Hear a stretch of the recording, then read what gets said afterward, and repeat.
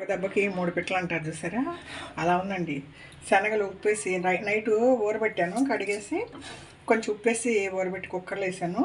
ఒక ప్లేట్ పెట్టి దాంట్లో తోటకూర కట్టుకున్నానండి. తోటకూర కట్ట ఇదివరకు 20 రూపాయలు ఉండేది, ఈరోజు 30 రూపాయలు ఉన్నాడు. మాకు వేపుడు చేస్తే ఎక్కువైపోద్ది. ఆకులన్నీ ఒక జల్లీలో పెట్టాను. కాడలో కొంచెం శనగపప్పు ఒక ప్లేట్లో పెట్టి 3 ఒకసారి ఉడికిచ్చాను. ఈ శనగలు తాలింపు వేసుకుంటే వేసుకోవచ్చండి. కొంచెం ఉప్పు దీంట్లో వేసి ఉడికిచ్చాను కదా, కొంచెం ఒక స్పూన్ నూనె వేసి ఆవాలు, కరివేపాకు, ఎండుమిరపకాయలు వేసి తాలింపు వేసుకోవచ్చండి. లేదు ఆయిల్ వద్దు అంటే ఇలాగే తినొచ్చు. ఉల్లిపాయ, టమాటా, కొంచెం కొత్తిమీర, నిమ్మకాయ వేసుకుంటే ఇంకా బాగుంటుంది. మధ్యాహ్నం స్నాక్స్ అండి. ఇది తోటకూర కాళ్ళు చాలామంది ఎగిరేస్తారు, లేకపోతే ముదిరిపోయిన పారేస్తారు. నేను ఫైబర్ అంటే ఎగిరేస్తాను. దీంట్లో ఏం లేదండి, ఒక ఉల్లిపాయ, పచ్చిమిరపకాయ తాలింపు వేస్తాను. దాంట్లో ఉప్పు, పసుపు వేసి, కారం వేసి ఉడికించి వేసేసి కొంచెం ఇష్టం ఉంటే అల్లం వెల్లుల్లిపాయ పేస్ట్ వేస్తానండి. లేదంటే నా దగ్గర పొడి మసాలా ఉంటుంది, ఒక 1/2 స్పూన్ వేస్తాను. ఎలా ఉంటుందంటే చికెన్ కూరలాగా కారం కారంగా ఘాటుగా బాగుంటుందండి. అన్నం తింటే ఇంకా తినబుద్ధి వస్తుంది.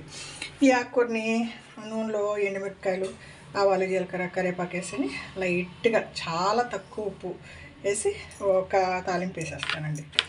తోటకూర ఆకులు వచ్చి తాలింపు, కాడలు శనగపప్పు వేసి మసాలా వేసి ఎగిరండి. ఈ మధ్యాహ్నం శనగలు మధ్యాహ్నం తినడానికి పిల్లలకి ప్రోటీన్స్ అవసరం అండి. నాన్ వెజ్ తినకపోయినా ఇలా శనగలు తింటే బాగా ప్రోటీన్స్ ఉంటాయండి. పేషెంట్లకి, వేసైన వాళ్ళకి రోజు ఒక కప్పు శనగలు ఇస్తే కాళ్ళ నొప్పులు రావండి. ఇది వెస్ట్ గోదావరి అమ్మమ్మ వంటల వీడియో అండి. ఈరోజు చాలా పనులండి. ఒకేసారి అన్నీ ఉడికిచ్చేసాను. ఒక్కొక్కటి తాలింపు వేసేసి అన్నం కడిగి పెట్టేసండి. ఇదిగోండి ఇడ్లీ రవ్వ నానబెట్టాను, పొట్ట మినపప్పు నానబెట్టాను. ఇది కడిగేసి నూక కలిపేసానంటే అయితే టిఫిన్కి అండి. మీరు అప్పుడప్పుడు నూక కలిపితే మీరు ఇడ్లీ రాదు, అందుకే నేను పొద్దుటే నానబెట్టేశాను. మధ్యాహ్నంకి ఇంకా మన సాయంత్రం వేసుకోవచ్చండి. నూక కూడా ఊరు ఉంటుంది కదా, దానికోసం. ఒకే గజిబిజిగా ఉందండి. బయట నుంచి వచ్చాను, ఇప్పుడు అన్నీ చదువుకోవాలి.